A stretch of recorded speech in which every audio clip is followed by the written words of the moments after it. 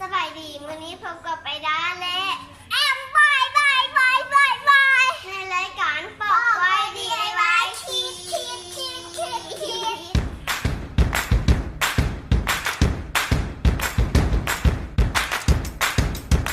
วันนี้อายาสิมาพามาเฮ็ดหยังมื้อนี้จิสิพามาเฮ็ดคนอาป้าแล้วบ่ได้สิเฮ็ดหยังก็ได้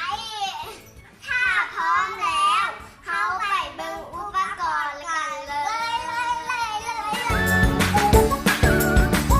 อุปกรณ์นี้ซอดำเจี๊ยขาวแล้วก็บิ๊กเฟส